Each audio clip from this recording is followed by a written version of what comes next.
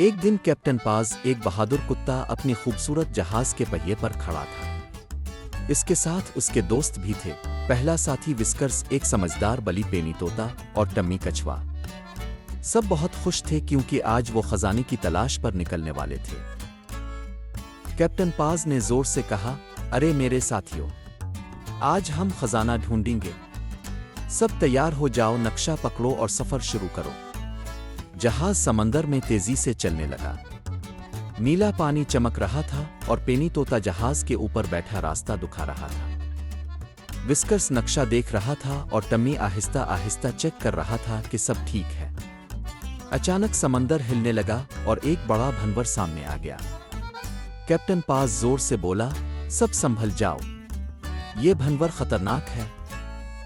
Whiskers ने जल्दी से पहिया संभाला और पेनी ने कहा, पहिया घुमाओ कैप्टन, जल्दी करो।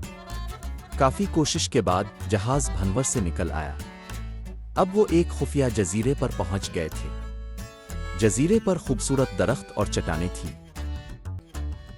कैप्टन पाज ने खुश होकर कहा, हम पहुंच गए, खजाना करीब है, चिल्लू काम शुरू करें। जजीरे के बीच में एक पुराना दरख्त था जिस पर नक्शा बना हुआ था।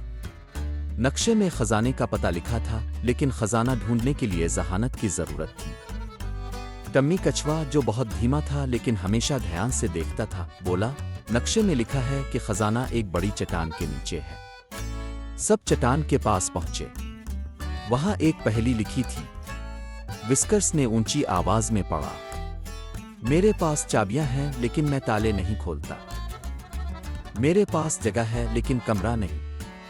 तुम अंदर जा सकते हो लेकिन बाहर नहीं आ सकते। मैं क्या हूं? सब सोचने लगे।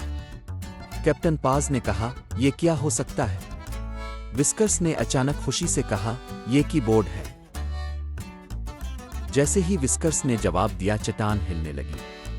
चट्टान के नीचे एक बड़ा खजाने का संदूक था। संदूक सोने के सिक्कों और हीरे जवाहरात से भरा हुआ था। सब खुशी से चलाने लगे। कैप्टन पाज ने कहा, हमने खजाना ढूंढ लिया। लेकिन यही कहानी खत्म नहीं हुई। संदूक में एक जादुई कंपास भी था जो चमक रहा था। टम्मी बोला, देखो, ये कंपास हमें और खजाने तक ले जाएगा। सब ने खुश होकर अपना जहाज फिर से समंदर में डाल दिया। शाम का वक्त था, सूरज गुरूब हो रहा था और जहाज नए सफर पर रवाना हो गया।